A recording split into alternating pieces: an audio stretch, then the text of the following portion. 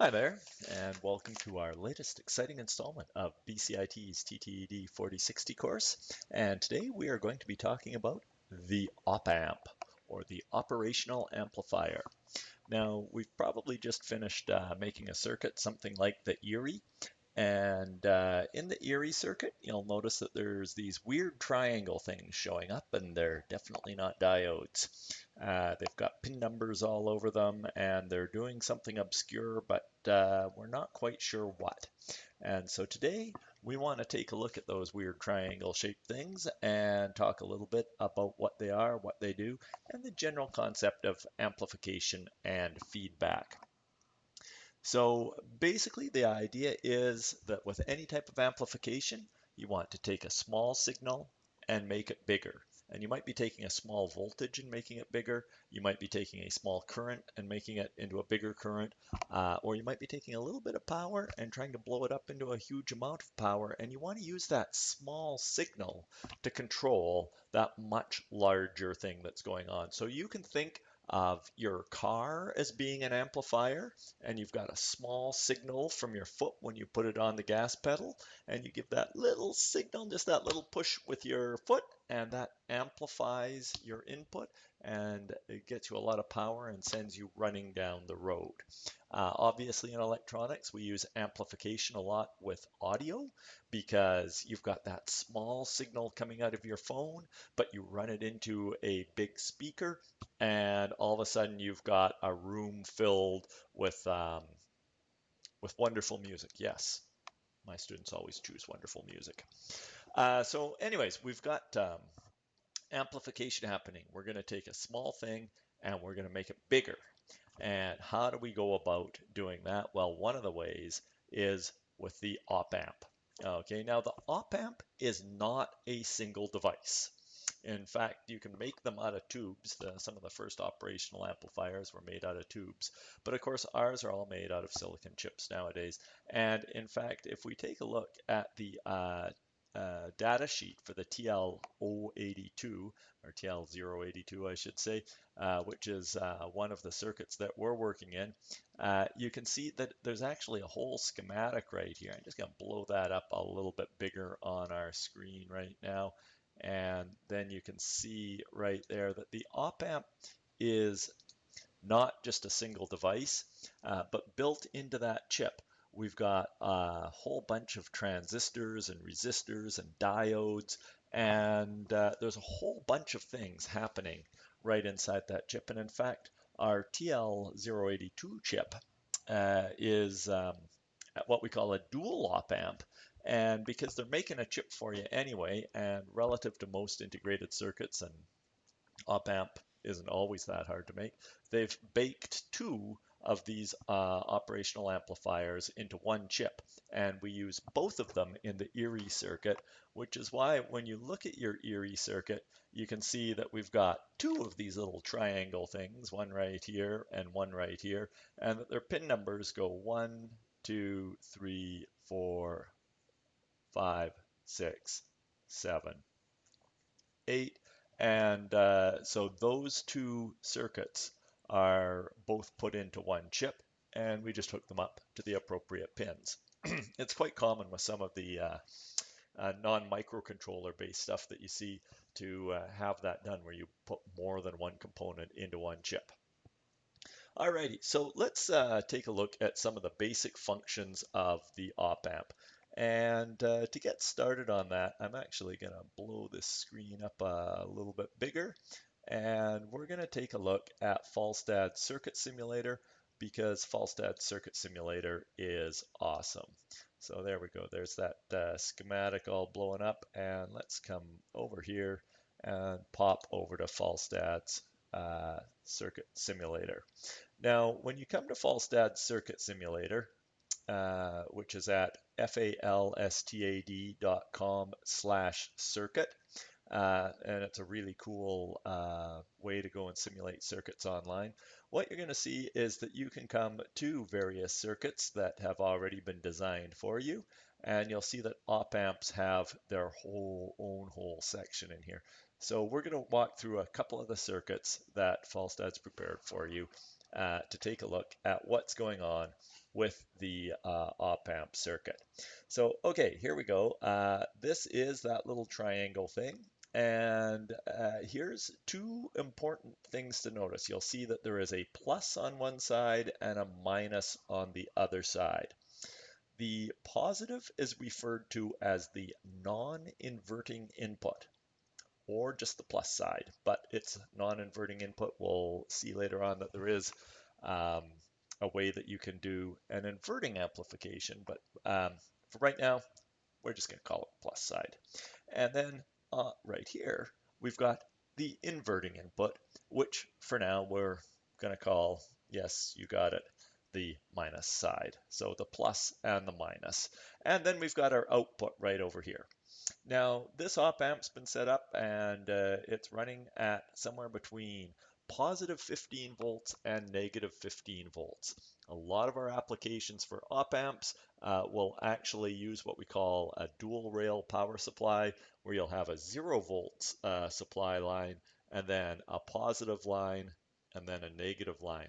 In our Erie circuit, we actually do a little trick where we use a 4.5 volt line in there, which in one of those two op-amps, we trying to trick it into thinking 4.5 is 0, so that you've got a plus 4.5, which was actually the 9 volts, and a minus 4.5, which is actually the 0 volts in all the rest of the circuit.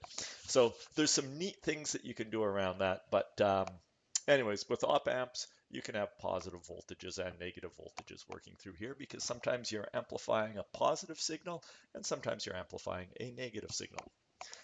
Alrighty, let's take a look right in here. Now, what does the op-amp want to do, and how is it going to behave? So what the op-amp wants to have happen, the only time the op-amp can rest is when these two inputs are equal.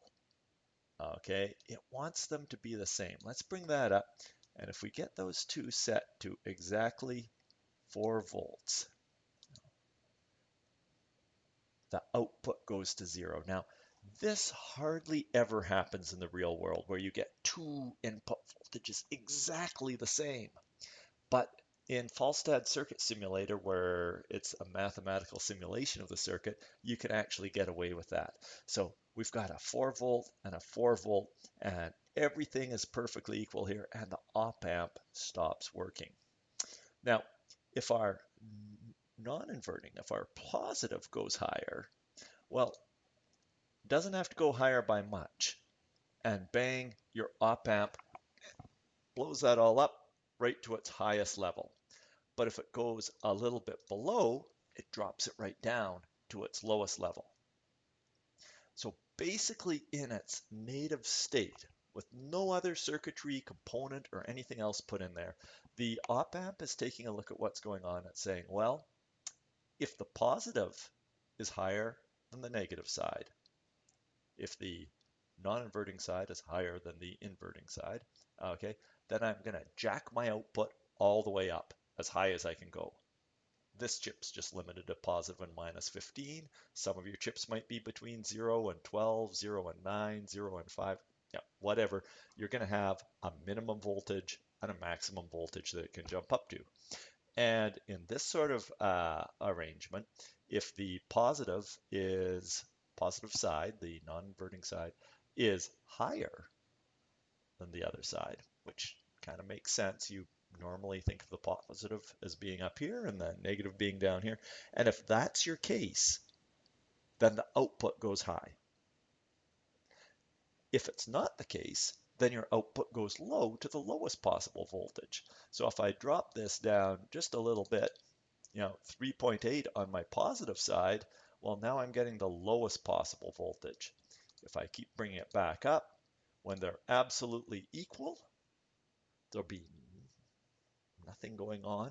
Okay, but that really doesn't happen very often in the real world. It's only because we're dealing with rounded off numbers in here that we can see that. And if it goes just a little bit higher, then bang, your output goes really high. And this is a configuration for the op-amp that we call the comparator. And it's called a comparator because it's comparing two different inputs.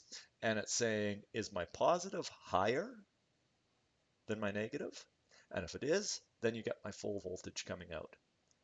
But if it's lower, then you get my full negative voltage coming out. So this can be really handy in a couple of things. We'll take a look at some practical examples later on. But say you've got, I don't know, a sun tracker, solar cell type system, and you want to move around to follow the sun back and forth like that. And you don't know whether it's going to be a bright day or a cloudy day. Okay, if it's Vancouver, probably a cloudy day. Why are you putting up tracking solar panels in Vancouver? Good question. So what you want to do is you're going to have two sensors, and one sensor is going to be on this side, one sensor is going to be on this side. And they're going to be taking a look at the sun, and if this one is getting more sun over here, then you're going to want to turn in that direction until they get the equal amount of sunshine. And if this one's getting more sunshine over here, you're going to want to turn back until they're both getting equal amounts of sunshine and they're both pretty happy. Like I say, you don't know how much sunshine there's going to be. So maybe there's this much sunshine, maybe there's only this much. So you put your op-amps on there in a comparator setup, and if it's a sunny day, and this one's up a little bit higher right here, then you're going to track around this way until they two match up. But if this one up here is higher, then you're going to spin around this way until those two match up, and then you're going to stop amplifying. So the op-amp lets you take a look, instead of looking at a set voltage, and saying, oh, well, there's sun over here, so I better move this way. It takes a look at where do I have the most of it coming in. And then it takes that difference and it amplifies it. Now, another way to take a look at that is it's also coming in here and it's saying, okay, well, it's doing a bit of math right here. And it's saying, let's subtract the negative number from the positive number. And here, 4.1 minus 4.7 gives me negative 0.6 volts. And it's just saying, let's amplify the hell out of that. So theoretically, an op-amp will amplify that by infinity up until its highest voltage limit and its lowest voltage limit. But in reality, in a comparator setup, maybe you're getting a gain or an amplification factor of 100,000 times. So really what this configuration would like to be providing you is it would say, okay, let's go 4.1 minus 4.7 gives us negative 0.6. Multiply that by 100,000 times, it would like to give you 60,000 volts. You're not going to get that because the chip is limited to plus and minus 15, but you are getting the negative. Now, if I bring the other side up right here, okay, we start to get really close. And when we're exactly equal, we go 4.7 minus 4.7. Well, that gives us 0. And even if you multiply 0 by 100,000, you're still getting 0. But the moment this one goes a little bit higher, okay, 4.8, now we've got 4.8 minus 4.7. Now we've got a positive number coming off there. We're multiplying that by about 100,000. And again, we're limited by the input voltage to our chip. Okay, so there's a couple ways to look at that comparator operation, and it's worth thinking it through and getting a sense for what it's trying to do with the comparator operation, because when we start putting feedback onto the circuit, then it actually makes sense what it's doing with the feedback as well, and it really simplifies everything. So the key to understanding the op-amp is understanding this comparator setup, where the op-amp really wants the two inputs to be equal. When they're equal, its work there is done. So let's take a look at what happens if we put some feedback on there, because that makes the op-amp equal out pretty nicely. So again, on Falstad, come down under circuits, look at the op-amps, and here's an op-amp with feedback. Now we've only got one input on the op-amp this time, and we're putting 3.3 volts into here. Now, for the op-amp to say my job here is done, and for it to rest peacefully, it needs these two inputs to be equal. Well, we've looped this input right around back here, and we've tied it into the output. And so as soon as it puts a voltage on the output, it comes around right here to the input. Now you can think about the op-amp starting up, and we've got an external 3.3 volt signal coming in. And the op-amp starts up and it says, oh, am I equal? No, it comes in here, it runs like a comparator. It says, well, my positive side's 3.3, my negative side is 0.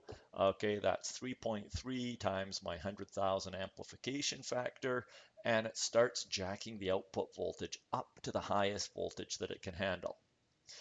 On its way up, that voltage keeps getting fed back right into this side. So when this is just warming up in the microseconds that this is fired up, this comes up to 1 volt. Now 1 volt's firing into here, and it goes 3.3 volts minus 1 volt. It's 2.3 volts multiplied by 100,000 times. Still off the chart. Gets up to 2 volts. Gets up to 3 volts. Gets up to 3.299999 volts, and it's almost there. And it says, well, 3.3 minus 3.2999. It's not doing all this math. It's doing it. It's just naturally doing that through the transistors that are in there. There's no digital calculation or anything going on. This is just a way to model the behavior in your head. And it's taking a look at that and it says, well, now there's only 100,000th of a volt difference between these ones. So it multiplies that 100,000th of a volt difference, and it's still a little bit high, and it feeds back right in here and it says, now they're perfectly equal. I've got 3.3000 volts here, 3.3000 right here, and the only way I can get that is by having this sit at 3.3. So now if I change that voltage a little bit, it's got to adapt my output right here. Why on earth would you run a circuit that has no gain? This is an amplifier. It's supposed to provide gain, and we're putting 2.8 in. We already had 2.8, we've got 2.8 coming out. We already had 2.8. Who gives? Okay. Gee, funny how the sound cut out there.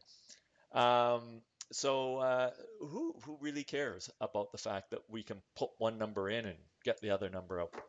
Well, the thing is, if you take a look at our Erie circuit, let me just flip the screens back over here so that we can take a little bit of a look at the Erie circuit. You just shrink right down there, slide back over there. There we go. If you take a look at the Erie circuit, we use this exact circuit right in here. Okay, I'm just going to zoom right in, and this sort of helps explain why this might matter to us. Okay, so this is our one op-amp right here, and you'll see the signal that we're bringing into the Erie right here is coming in off our 9 volt, and we have a voltage divider right on here. So that if, well, this isn't going to be a full 9 volts right here, it's going to be closer to about 8.3 volts right there because of the 0.7 volt drop across the diode. Okay, but with 8.3 coming in there, that's going to be sitting at 4.15 volts approximately right in there, and that's going to feed in to our positive side right here.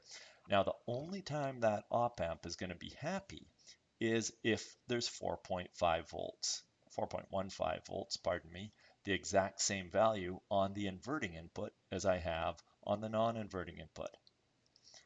So this comes back around here and it loops back in there. And again, now we'll have actually 4.15 volts coming out right there. Well, here's the advantage, and this is why we do it. When we're right here, okay, we've just ran through a 10K ohm resistor, and we've got another 10K ohm resistor right down here. We have essentially no current to speak of right here. We've got a voltage, but if we were to start drawing current off here to help run the rest of our circuit, to go down and power the electric mic down here or anything like that, if we were to draw any current at this point right here, then this voltage would be fluctuating all over the place because we'd have this big voltage drop across a 10K ohm resistor. instead, we take advantage of one of the key features of an op-amp, and that's what we call a high impedance input. Now, high impedance, and in fact, impedance is just the fancy AC or alternating current, fluctuating signal word for resistance. So really, this high impedance input, the first thing that happens when it goes through here, it goes through a really high resistor, kind of like a 1 megohm resistor. So there's hardly any current flow to speak of coming into your op-amp. So that means that we don't mess with the voltage drop on this side. This is kind of just like putting a signal probe in here and saying, hey, resistors, what kind of voltage you at? So key feature of the op-amp is a high impedance input. And what that lets us do is that lets us not mess with the current flow on this side of the circuit, doesn't mess with the fact that we're getting 4.15 volts right there, but does allow us to have a lot more current coming out this side of the circuit so that we're going to be able to power all the rest of the things right down in here. So this is a case of amplification, but in this case, we're not amplifying the voltage that comes through there. Our feedback means that our voltage stays the same. We're amplifying the amount of current that's available because the op-amp can supply more current than we can draw through pin 3. So this actually works as a really nice 4.5 volt reference, and or 4.15 in this case because we take the diode's voltage drop into account. But this works out as a really useful thing, and we use 1/2 of the chip to do it. And it gets us a fairly decent current supply coming out over here to power everything that we need right down here. Now, the other op-amp that we use in our circuit also has a feedback circuit on it, but its feedback circuit isn't quite the same as the feedback circuit that we have before because it's got some resistors on it. And I'm going to ignore that capacitor until right at the end, and we'll talk a little bit about what that capacitor does. So let's take a look at what happens when you start adding some resistors on your feedback. And to do that, I'm going to switch back to Falstad.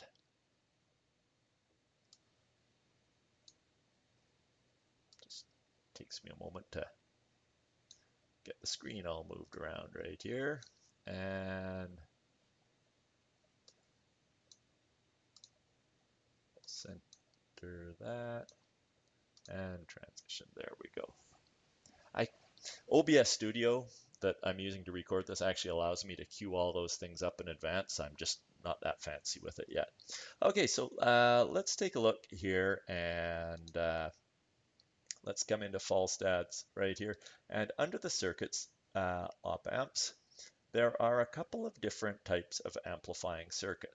And we're going to take a look at the one called the non-inverting amplifier first, because that makes a fair bit of sense. Okay, so here we have a non-inverting input, or non-inverting amplifier, and it's got an AC waveform coming in here. I'm just going to change this up a little bit. I'm going to get rid of that AC waveform right there, and I'm just going to put a input, one terminal voltage source that we can control. And I'm going to tie it in right here. There we go. It says 5 volts. And I'm going to add a wire and put that into the circuit right here. So now we've got 5 volts coming in right there. And I want to take a look at what my output is right here. We're going to add an analog output. So I want to undo that. It's a voltmeter that I want to add. Outputs and labels. Add voltmeter. right there. So right now it's up at 15 volts, the highest voltage that it can provide, because our input right here is high. Now I'm going to take this one and I'm just going to edit this, and I am going to drop that down to 0.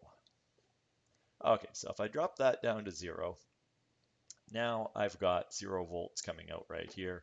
That makes perfectly good sense because that would give me 0 volts right here too. Let's amplify this up a little bit and let's see what happens if I put 0.1 volts right there. And this now gives me 299, basically 300 millivolts coming right here on my output.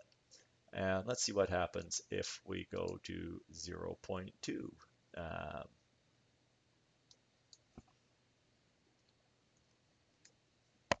Now I've got 600 millivolts coming out, or 0.6 volts.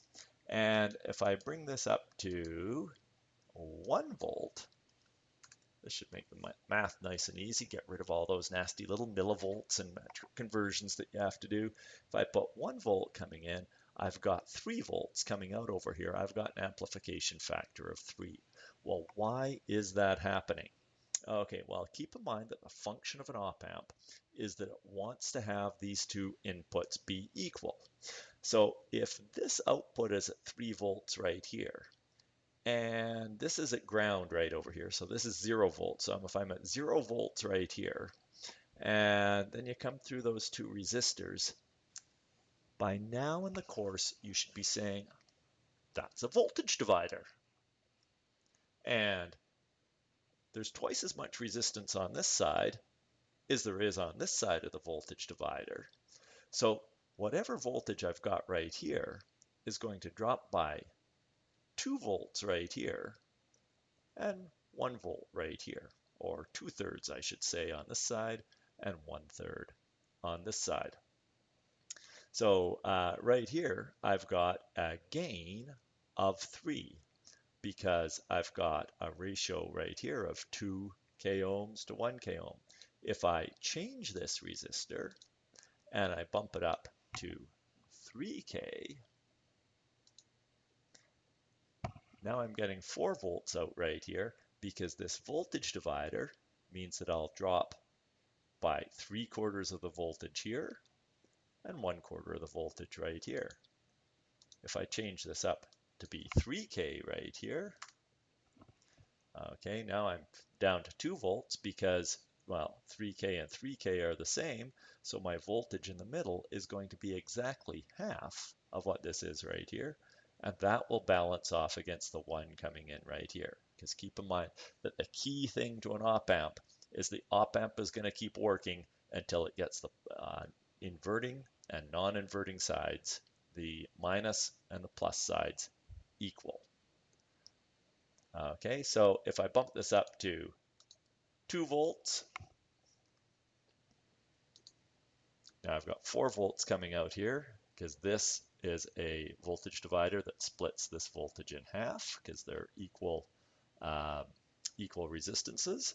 And let me just try a different value right in here. What happens if I put 6 in right there? Well, now I've gone too high. Oh, it only did 6 ohms right there, so I've got 3,000 to 6. So I've got a big gain of like 501 coming out of there, and I meant to go 6K. And now I've got a gain of 1.5 because I'll be dropping less voltage right here. So you can see that coming together, and this allows us to have a circuit that we call the non-inverting op-amp. So let me sketch out a non-inverting op-amp for you. I mean, you've got a nice one already drawn on Falstad, but somehow I still feel better if I put it onto paper. And let's take a look at what this looks like on paper, and let's jot down what that formula is right there.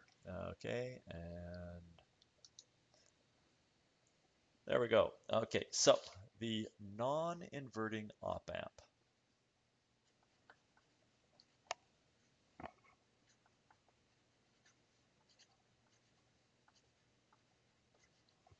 The non-inverting op-amp still looks like a triangle. In fact, most of our amplifiers look like triangles. It's got an output right here.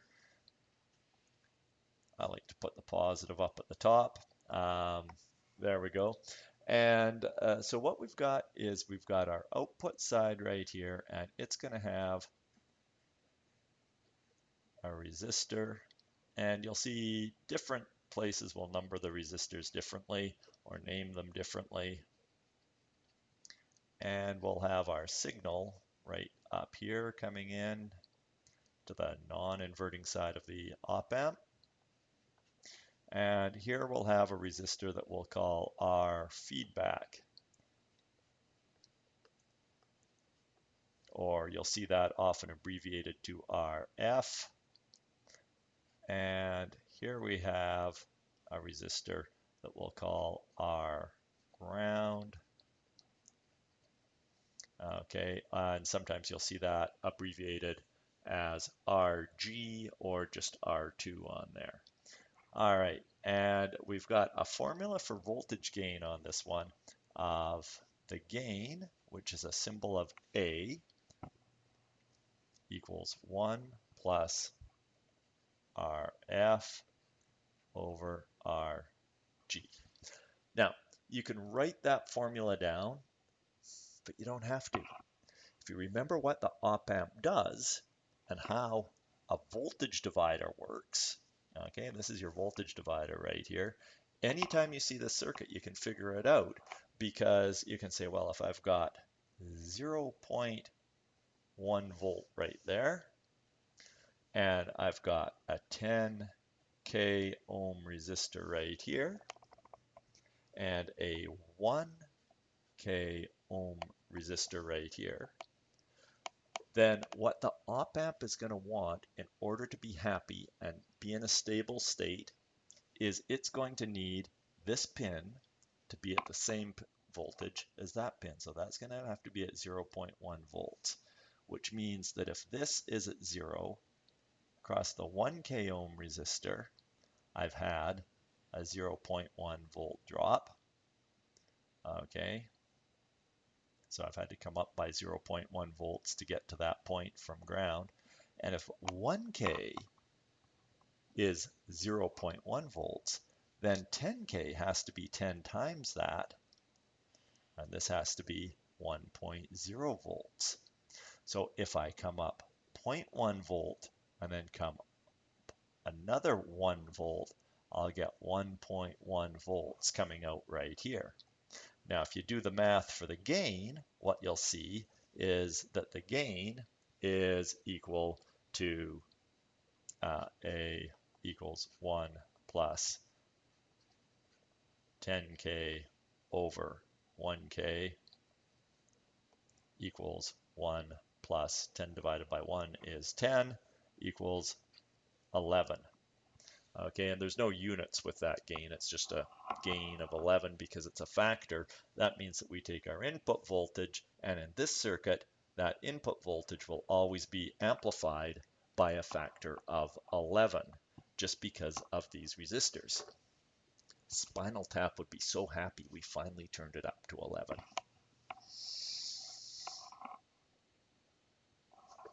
Yeah, I don't get that reference either.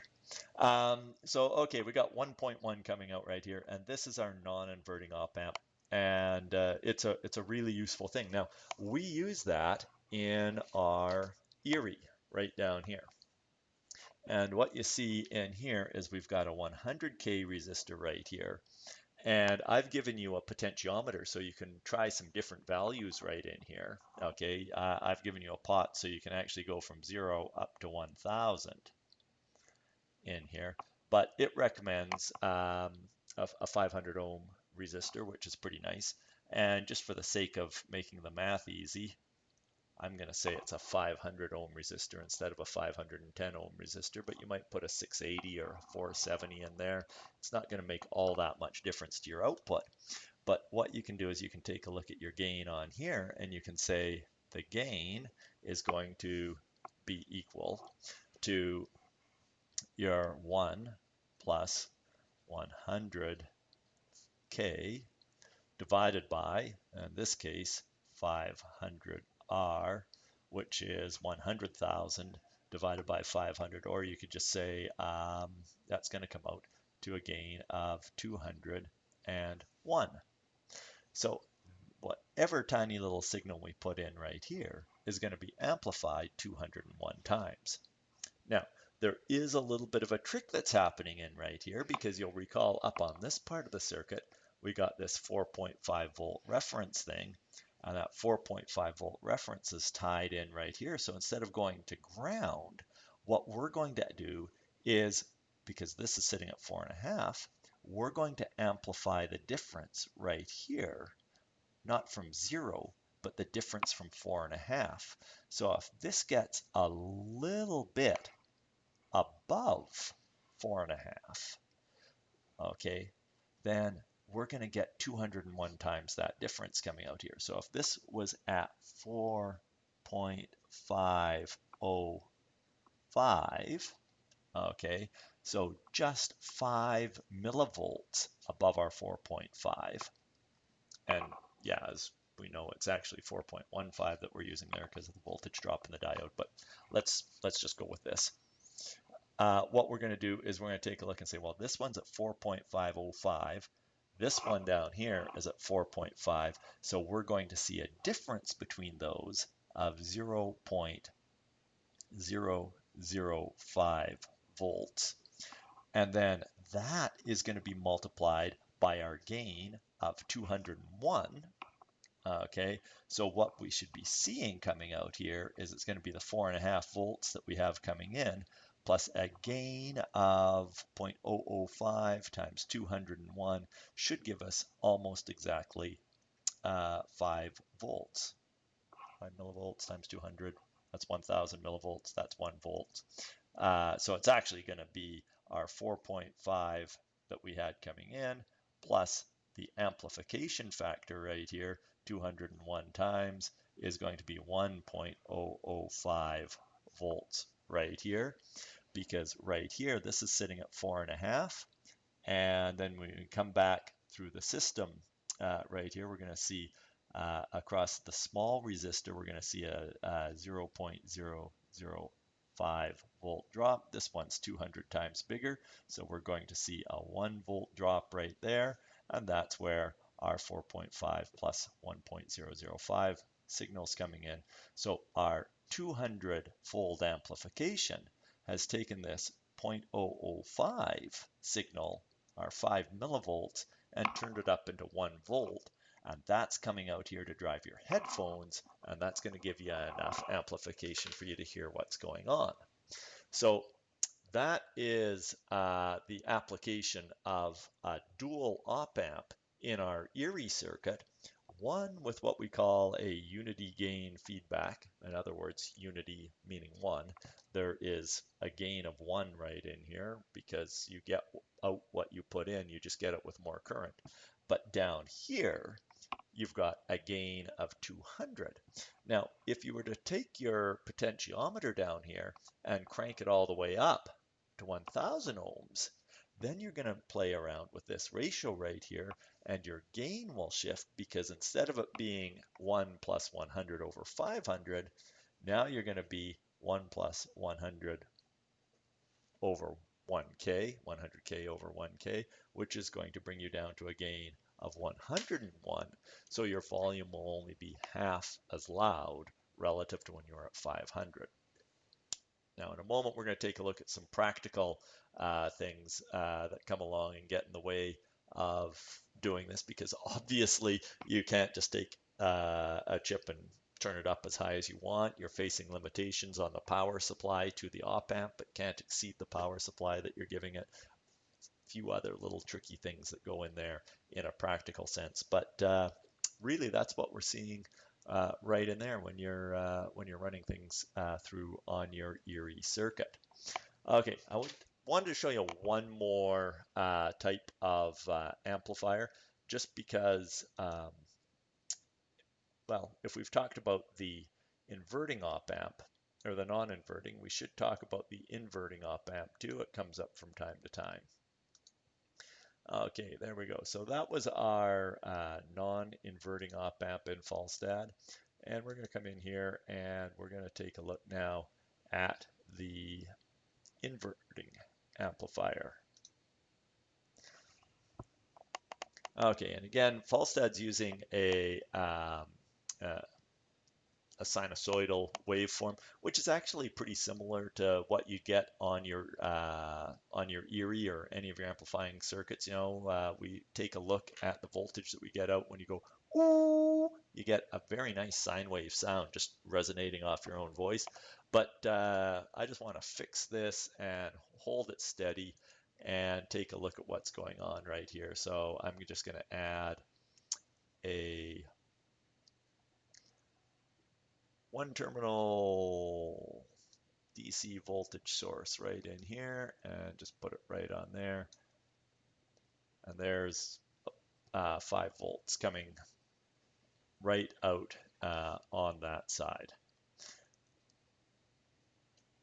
Okay, and then we want to take a look at our output, and we want to take voltmeter scale. And where did my voltmeter go? Outputs and labels, add voltmeter. I'm going to take it right off of here. And now keep in mind this op-amp's been set up to have a maximum range of plus 15 at the top and minus 15 at the bottom. So we've got this slammed as low as we can go because we're putting 5 volts in.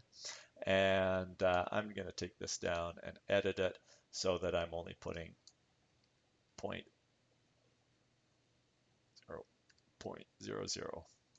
in. Okay, so I'm putting in 5 millivolts.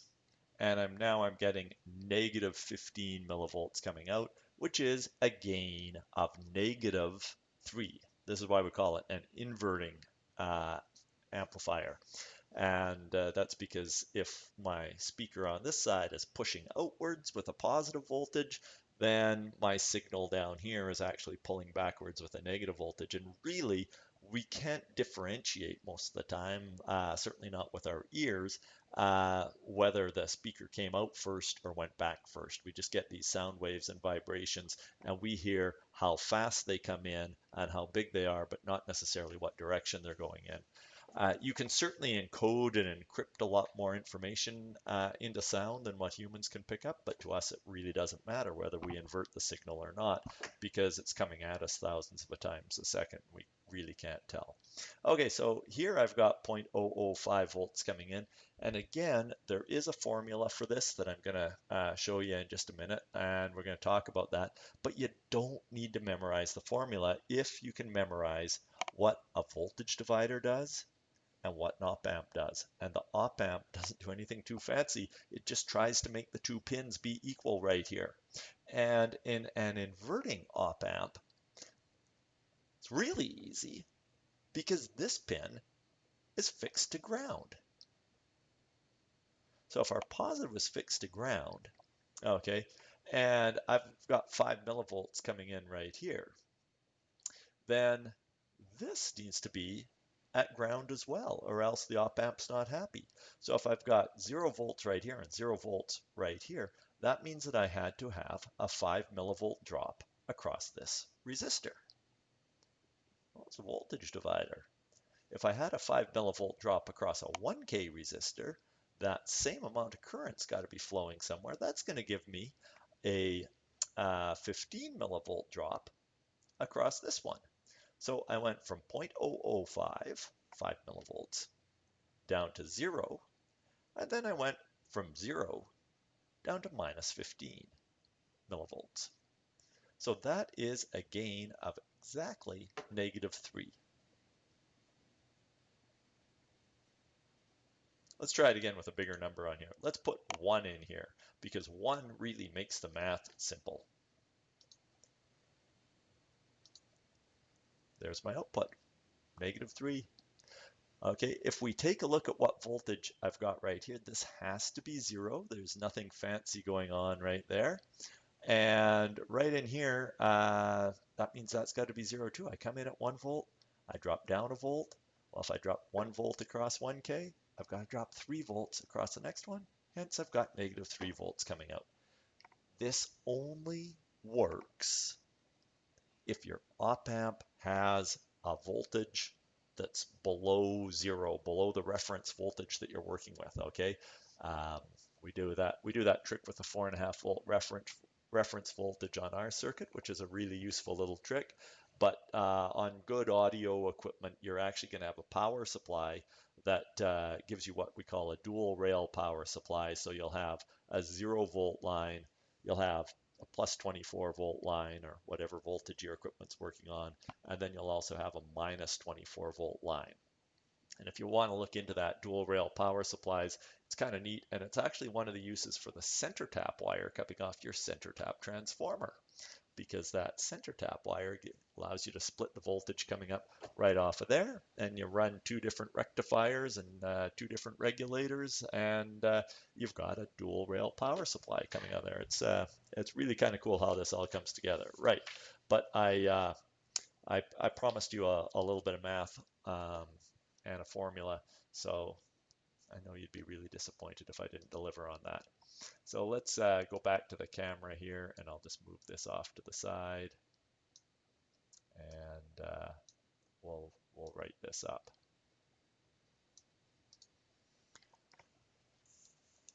Okay, there we go. So we took a look at the non-inverting op-amp, slid that off to the side, and we took a look at its gain formula, and here is the inverting.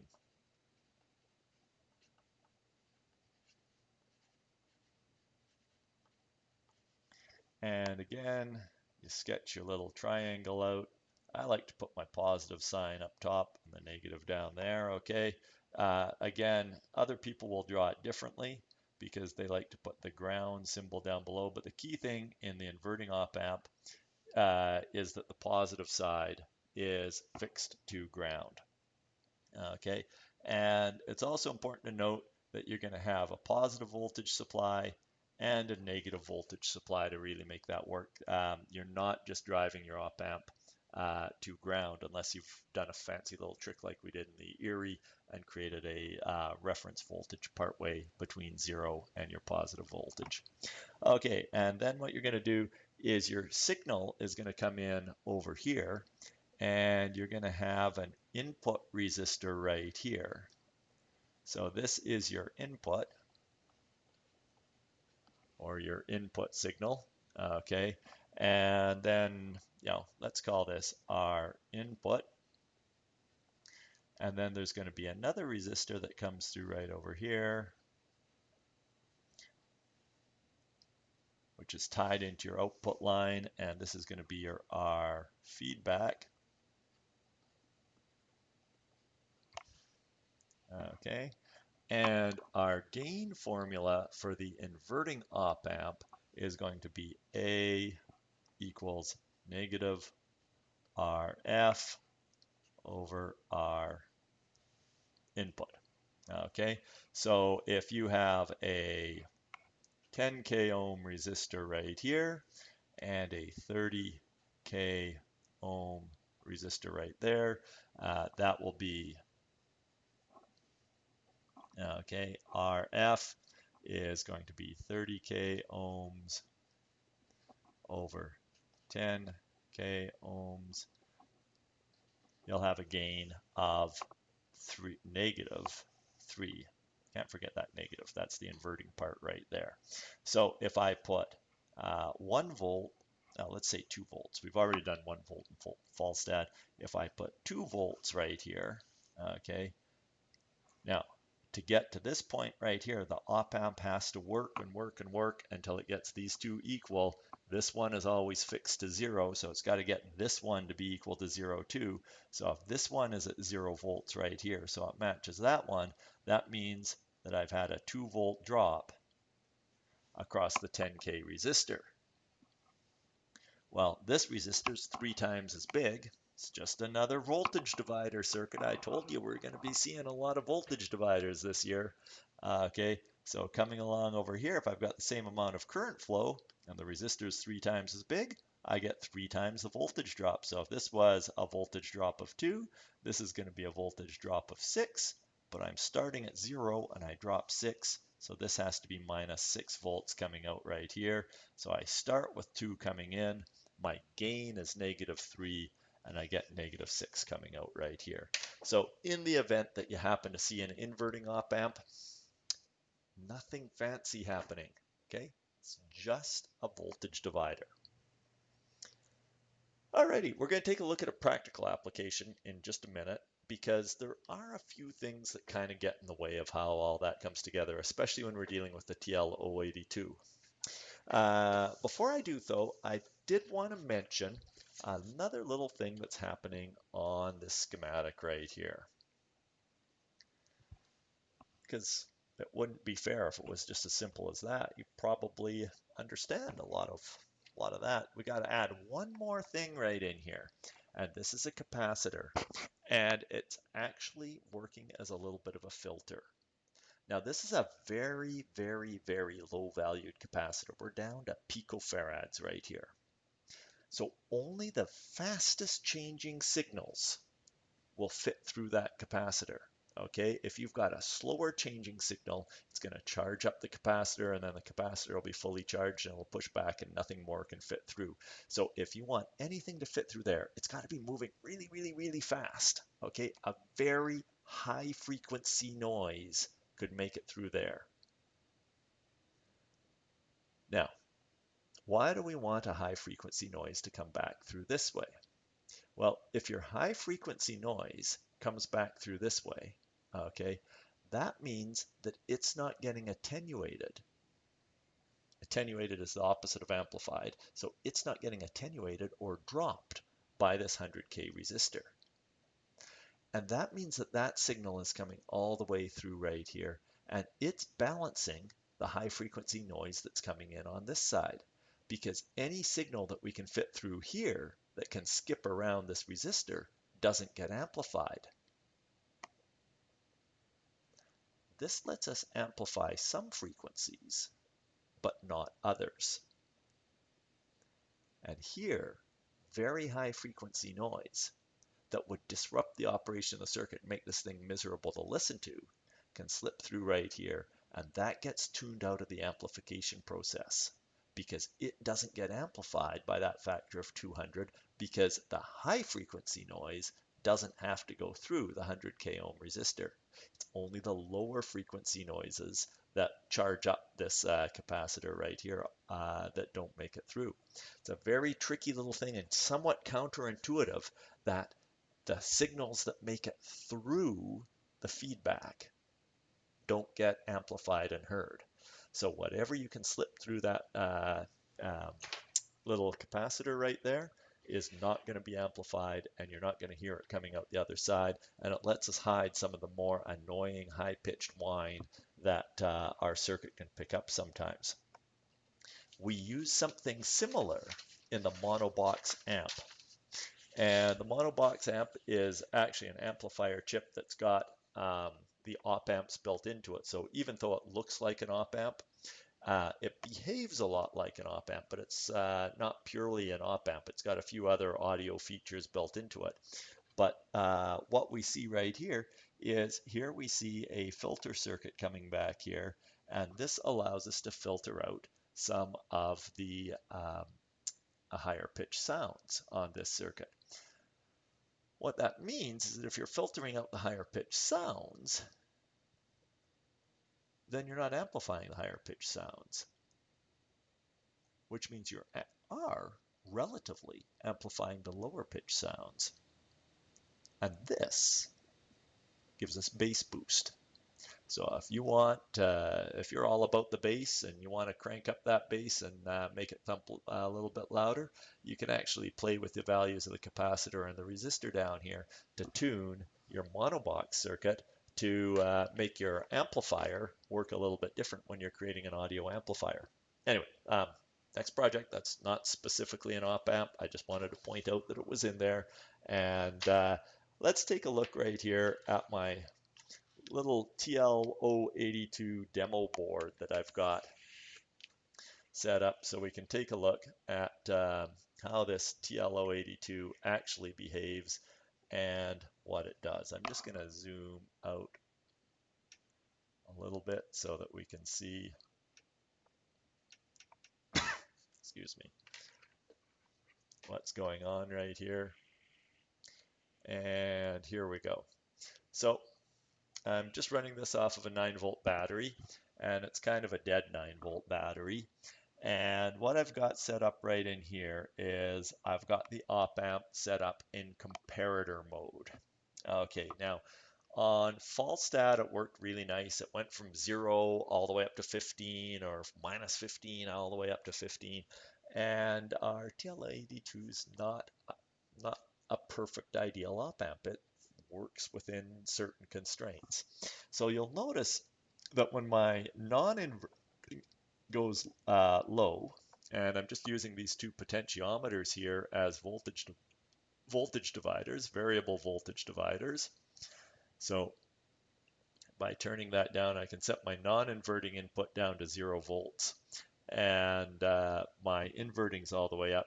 You can see that although I can crank this circuit all the way up to the 7.3 volts that I'm getting off the battery, my op-amp is only outputting 6.6 volts. That's because there is a voltage drop inside the op-amp. So the voltage supply to the op-amp is coming in at 7.3 volts, but it takes a little bit of power for the op-amp to do its thing, and so I'm only getting 6.6 volts out of there. Now, the same thing happens at the other end of the scale. If I bump my voltage on my positive side up and put my negative side down, this is this is the highest voltage. Yeah, when I take it all the way down to 0, in fact, taking it all the way down to 0 messes everything up, and it doesn't read properly and doesn't work. It only starts to work nicely at voltages above, let's bring that about somewhere in the 1.5 volt range. Starts to work pretty nicely. There we go. And so now with my non-inverting being higher, it comes all the way up to 6.5. And if I take it down like that, that went too low. Let me bring that voltage up right there. When it's in its normal operating range, it will only give me a minimum voltage of about 1.2 volts. Okay, so again, it's losing a little bit of bandwidth at the top end and a little bit at the bottom end. So I can't go all the way from the 0 to 7.5 or 0 to 8 volts that I have on that board right there, because the TL082 needs a little bit of room at the top and the bottom to run its own circuitry. You can get more advanced op-amps. That's maybe more advanced is an unfair term to use. Don't want to make the TL082s feel bad or anything like that. But you can get op-amps that can actually work across a bigger breadth of their actual range. Also, your inputs stop working very well if they go too low. So if I take this down below about 1.3, you notice in there, according to op-amp theory, I should be getting a low voltage coming out right now because my inverting is lower than, my non-inverting is lower than my inverting. My positives is lower than the negative. That's not the way it's supposed to be. My output should go down, but this chip doesn't work that way. You've got to give it somewhere between 1.5 volts to work with. And if I bring it all the way up, it does keep working on here. But if I bring this all the way up, okay, now again, it's started working weird because I'm in that top band of voltage right in there, and it's having problems sensing that. So on a TL082, you kind of got to keep everything working in the mid-range of your voltages right there. So let me bring this back down, and let's take a look at what happens if I'm at 4.5 volts on one. And this kind of makes sense right here. So this is a comparator, and my positive side is lower than my negative side, which is counterintuitive. Normally you'd think the positive would be higher. So in that case, my output goes low. Okay, so if this number's bigger than this number, output goes low. So if I bring this non-inverting number down, now if I can get them really, really close, went a little too far. It's like I say, on Falstad, it was possible to get the two inputs exactly the same, but on here, I'm going to have a heck of a time getting these two that close to each other. Now my non-inverting is lower than my inverting, so again, that goes low. If I bring this one down a little bit, you know, it says those two are equal, but they're not exactly equal. There's a tiny little difference between them. If I bring this one down just a little bit lower, there we go. We zipped back and forth, and we're looking at the tiny little difference of fraction of a volt right in there, creating a big difference on my output right here. So that's comparator configuration. I'm comparing these two voltages right here, and my output's either going high or going low. And that's because I have no feedback in the circuit. Okay, now if I want to take a look at what it looks like with feedback, I pop this circuit out of here, get rid of that, and grab a piece of wire. Somewhere I had a piece of wire sitting around on my desk ready to drop right in there. And I'm just going to take this orange wire and do a feedback from my output pin, which is in orange right here. And I am going to feed that back into the inverting input pin, which is pin 2 on this chip. Okay, and let's see what happens right here if I feed my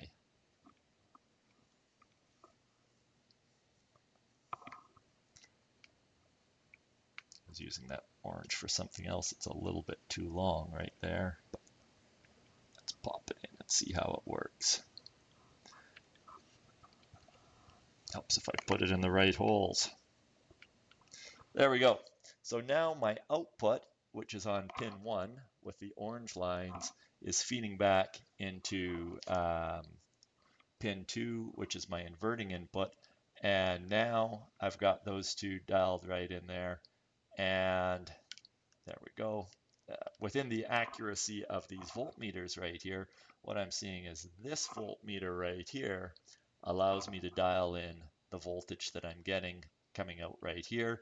The advantage of doing it this way is that I get a lot more current coming out on this side than I would coming in from here, because you're running through a this is a 5K resistor right here.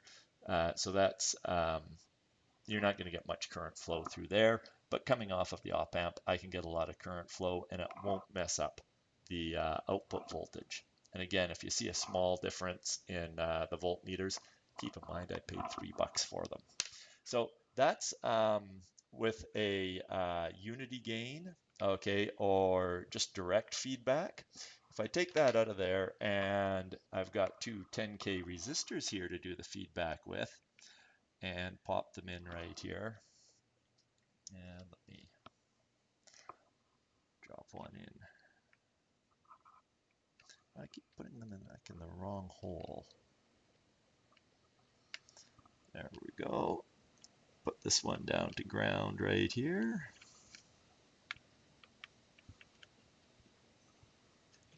Go put that in a little nicer. Okay, so now what I'm seeing, okay, is that, let me bring that down a little bit.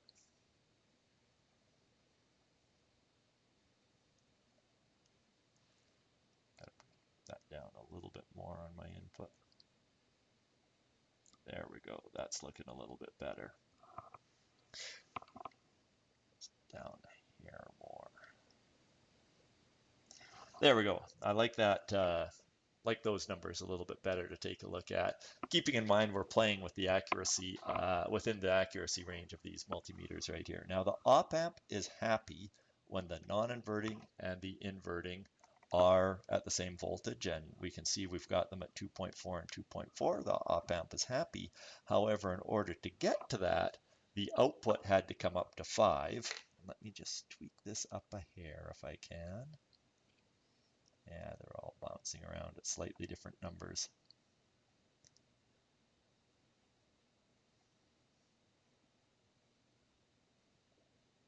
There we go. Another nice set of numbers right here. Basically, that's should be at 2 times whatever 2.8 is here. Keeping in mind, I don't know what the actual precision on these resistors are. I know they're within plus or minus 5% because of the gold band, but there is some variation. This is a 10K resistor. This is a 10K resistor. So whatever I'm getting at pin 1 right here is coming down through a voltage divider and should be getting split in half because this resistor goes to ground. So that's meeting right there. That's coming off right here. Pin 2 right here, which is my inverting input, should be at half of what the output is, and that's pretty close within limits of measurement. But importantly, the non-inverting input and the inverting input are at the same voltage. So in order to get these two to be equal, because of the gain right in here, okay, those two resistors, this one needs to come up a little bit higher. Let's take a look right there and try this. What happens if I dial in exactly 3 volts?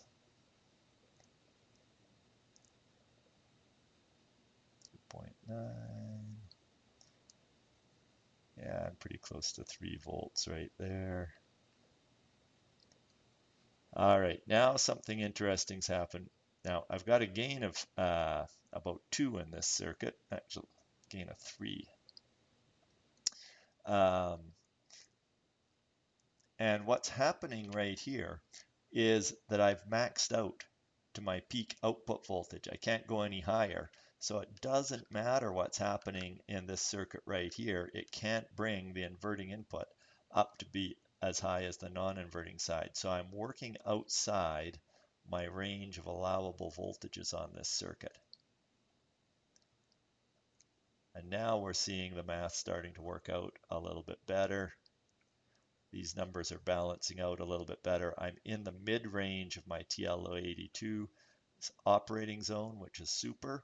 But if I bring that non-inverting input down too low, okay, and I come down to 0.5 volts, I'm outside of that sweet spot in the middle of the range, and it stops working really nicely. So sometimes when you're running your TLO82 and you're looking at results on your oscilloscope for your sound coming out of there, what you're going to see is you're going to see a sound wave that comes out on your amplifier, and it should be a nice sine wave type sound, but you're going to see a big flat spot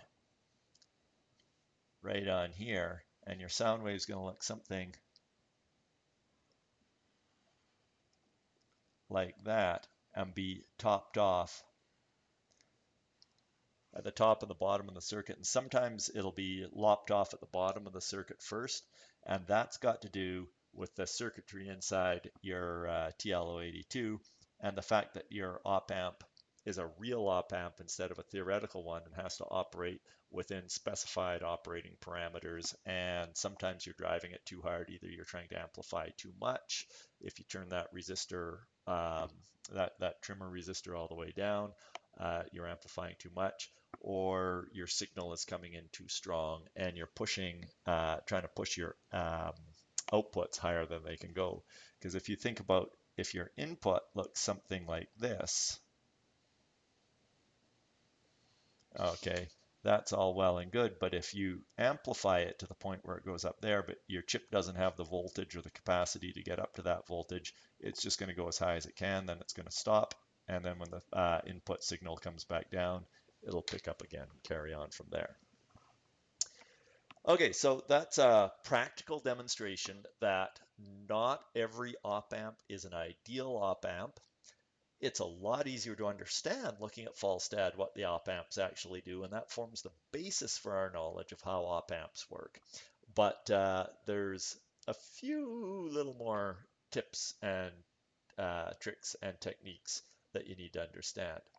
Now, if you've built the DP Scope SE, okay, a nice little oscilloscope board, you'll find that if you look at the schematics for that, there is an operational amplifier at the input stage for each of our 2 inputs.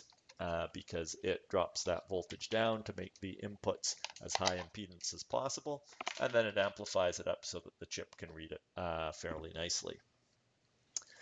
Summary of things that we've taken a look at. Okay, the Op-Amp, short for operational amplifier. Okay, takes a weak signal, a low voltage signal, a low current signal, turns it into a stronger signal. There is a factor called gain. That's how many times does the signal get amplified.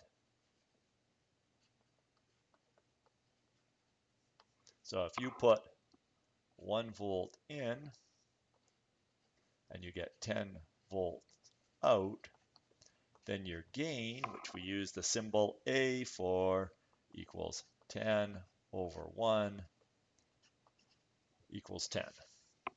Okay? There's two formulas for gain that we took a look at. In your inverting op-amp,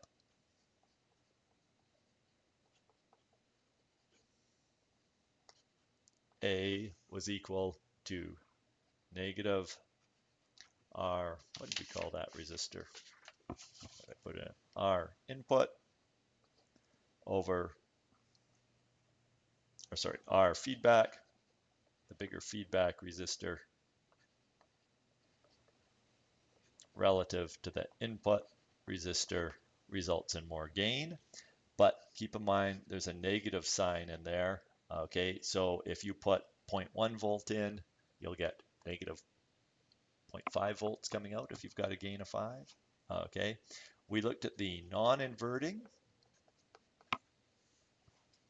op-amp. Let's move this out of the way right here.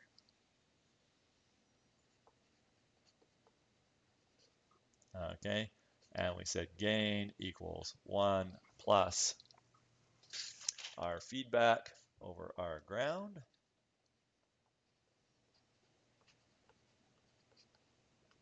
Our RF over RG, the resistor going to ground. Okay, and if you go back and take a look at how that circuit works, you'll see where that 1 plus comes from. Okay, so keep in mind this is the gain, not the voltage coming out. You have to take the voltage that's coming in and multiply that by the gain to get your voltage coming out. We also took a look at the op-amp with a unity gain.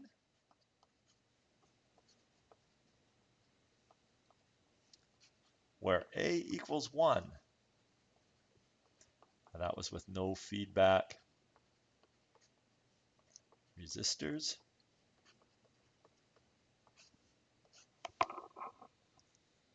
Okay, so very simple circuit, and while that doesn't sound totally useful, it's hugely useful because it allows you to take a very low current signal and get a much higher current signal at the exact same voltage coming out. And then we also took a look at using it as a comparator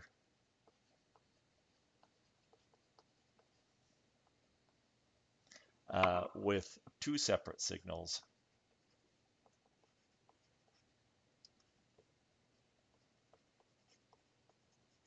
And it just takes a look to see which is higher. And this, my spelling's going great here, no feedback. So you either get the highest voltage supplied to your op-amp or the lowest voltage supplied to your op-amp coming out right there. So that's the op-amp. There are a whole range of other characteristics. If you get into audio or radio frequency or anything where you're using amplifiers a lot, you'll be taking a look at things like slew rate and noise and distortion, and we don't need to go there. Okay, we need to talk about gain and how to make a cool project that makes some noise. And after that, When you've got students working on this, you'll start getting into it naturally. Okay, op-amps. Very cool, very useful pieces of electronics technology. They're not a component. They're an integrated circuit. They've got a whole bunch of components built inside them, but we treat them as if they're a component because they're such a useful part of what we do. Where's the stop button? Stop, stop, stop. I think I can stop this. Bye.